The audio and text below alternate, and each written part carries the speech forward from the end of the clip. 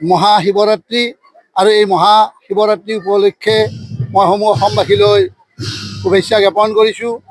ধমধমা শিৱ মন্দিৰ 1940 চনতেই ইয়াক স্থাপন কৰা হৈছিল আৰু 1940 চনৰ পৰা আজিলৈকে ধমধমাত নিৰৱচ্ছিন্নভাৱে এই মহাশিৱৰাত্ৰি আমি উদযাপন কৰি আহিছোঁ। এইবেলিও আমি মহাশিৱৰাত্ৰি এদিনীয়া কাৰ্যসূচীৰে উদযাপন কৰিবলৈ লৈছোঁ। ইতিমধ্যে আমাৰ মন্দিৰত বিভিন্ন যাত্ৰীৰ বিভিন্ন ভক্তৰ আমি সমাগম দেখিবলৈ পাইছোঁ। যে আমি ভক্তপ্ৰাণ ৰাইজকো এই চেগতে ধন্যবাদ জ্ঞাপন কৰিছোঁ। ঐতিহাসিক ধমধমা এই শিৱ মন্দিৰৰ এটা ইতিহাস আছে।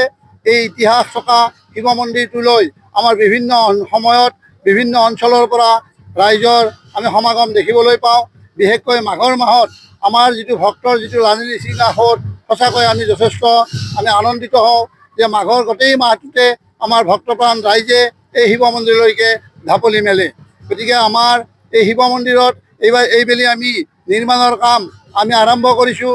ৰাইজৰ সহায় সহযোগিতাত আমি এই নিৰ্মাণৰ কাম আৰম্ভ কৰিছোঁ আৰু আশা কৰোঁ যে আমাৰ এই নিৰ্মাণৰ ক্ষেত্ৰত আমাৰ ভক্তপ্ৰাণ ৰাইজে আমাক সঁহাৰি জনাব আৰু আমি সময়ে সময়ে ইয়াত বিভিন্ন অনুষ্ঠান অনুষ্ঠিত কৰি আহিছোঁ। এইবেলিও আমি দুটি নাগাৰা নাম দলক আমাৰ মাজলৈ আমি আমন্ত্ৰণ জনাইছোঁ। ৰাতিৰ ভাগলৈকে আমাৰ পূজা ভাগ অনুষ্ঠিত হ'ব। গতিকে মই আজিৰ দিনটোৰ লগতে ৰাতিলৈকে সমূহ ভক্তপ্ৰাণ ৰাইজৰ উপস্থিতি আৰু সহায় সহযোগিতা শ্ৰদ্ধাৰে কামনা কৰিছোঁ। শৰীৰৰ যিকোনো অসুবিধাৰ সন্মুখীন হৈছে নেকি আপুনি? শাৰীৰিক সমস্যাৰ প্ৰতিকাৰ কেৱল আমি দিম। অভিজ্ঞ চিকিৎসকে দিব সুপৰামৰ্শ। প্ৰতি সপ্তাহত থাকিব বিভিন্ন ৰোগৰ বিশেষজ্ঞ চিকিৎসক।